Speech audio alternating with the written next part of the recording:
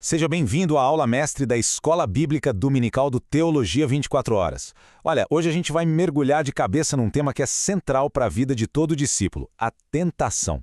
E a primeira coisa que a gente precisa entender é que ela não é um acidente, sabe? Não é azar. É uma batalha espiritual real, que exige preparo, exige estratégia e, mais importante, exige um modelo para a gente seguir. Então, vamos começar com uma distinção que é fundamental. No grego, a palavra para prova e para tentação é a mesma, pairasmos. Só que, como o slide mostra muito bem, a intenção por trás é o oposto. De um lado, você tem Deus, que permite a prova para a gente amadurecer, para fortalecer nossa fé.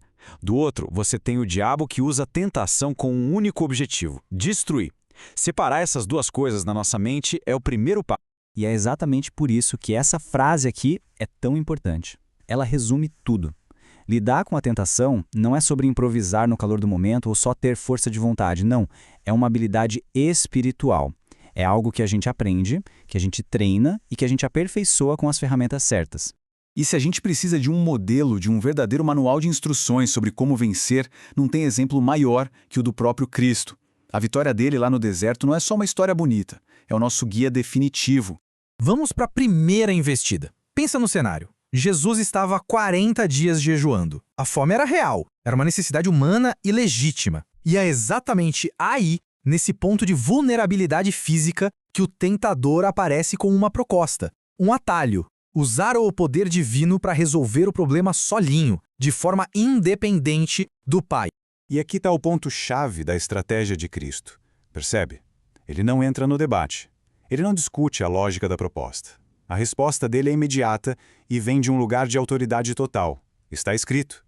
Ele simplesmente coloca a necessidade física dele debaixo da verdade espiritual. Fim de papo. Agora, a segunda tentação é mais sofisticada, é mais sutil. O diabo leva Jesus para o alto do templo, um lugar sagrado, e, pasme, ele usa as escrituras. Ele cita o Salmo 91 para tentar Jesus a fazer um espetáculo, a se jogar dali, para provar que era o Filho de Deus. Essa palavra grega aqui, peirazo, define perfeitamente a armadilha.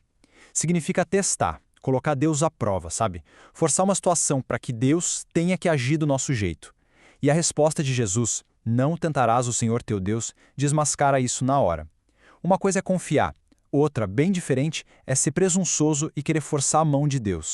E aí vem um ataque final, a oferta de um atalho para a glória. Todos os reinos do mundo, todo poder, toda influência, sem precisar passar pela cruz. A condição era uma só, mas era devastadora. Um simples ato de adoração ao inimigo. E com essa resposta, Jesus estabelece o princípio mais fundamental de todos. É inegociável. A nossa lealdade, a nossa adoração pertencem a uma única pessoa, a Deus. Não tem troca, não tem barganha, nenhum poder, nenhuma influência neste mundo vale a integridade da nossa adoração. Ok, nós vimos o modelo da vitória, mas para a gente se preparar de verdade, a gente precisa entender o outro lado da moeda, o mecanismo da queda. Como é que um simples desejo vira um pecado consumado? O livro de Tiago nos dá a anatomia desse processo. Pensa nisso como uma espiral, sabe? Que vai puxando para baixo. Tudo começa com a cobiça, a epitemia, aquele desejo desordenado que te atrai como uma isca. Se você morde a isca, se você alimenta esse desejo, ele concebe, ou seja, ele gera um plano. Desse plano, nasce o ato. E o pecado, uma vez que ele amadurece, gera a morte espiritual. É uma progressão terrivelmente lógica. E essa espiral não é só uma teoria, né? A gente vê isso acontecer tragicamente na Bíblia. Pensa só em Davi, um homem segundo o coração de Deus. Ele baixou a guarda, foi fisgado pela cobiça da carne e o resultado foi morte, e uma culpa terrível. Ou Geazi, o servo de Eliseu, seduzido pela ganância, e o resultado foi juízo e perda. Certo. Já vimos o modelo perfeito de Cristo e a anatomia do pecado. Agora, a parte prática. Como é que você equipa o seu arsenal para essa batalha? Quais são as armas que a gente tem à nossa disposição? O que dá para fazer concretamente? Aqui estão 4 disciplinas que, sinceramente, não são negociáveis. Primeiro, vigiar, do grego greboreu. É estar de olhos abertos, espiritualmente alerta.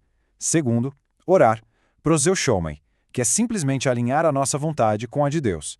Terceiro, usar a palavra, exatamente como Jesus fez. E por último, fugir, feugo.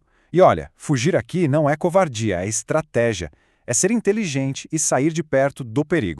E por trás de todo esse nosso esforço, de todo esse nosso preparo, existe uma promessa que sustenta tudo. Essa passagem de 1 Coríntios é a sua garantia. Deus é fiel.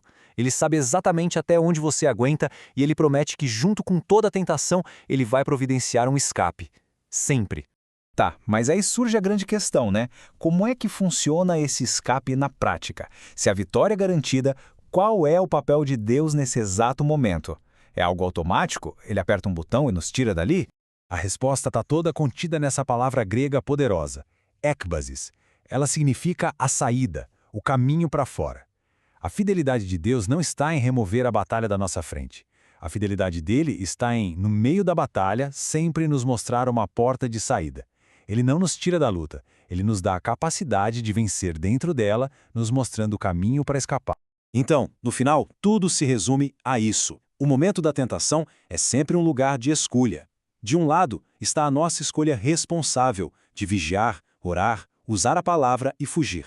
E do outro lado está a nossa dependência humilde da graça de Deus, que nos mostra a ex-basis, a saída que Ele prometeu. A vitória acontece exatamente na união dessas duas coisas. Agora, eu quero saber de você.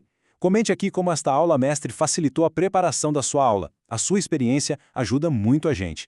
E se você quiser aprofundar ainda mais nesses e em outros temas, acesse gratuitamente o teologia24horas.com.br. Tem muito material de qualidade esperando por você lá. Teologia 24 horas, um jeito inteligente de ensinar e aprender.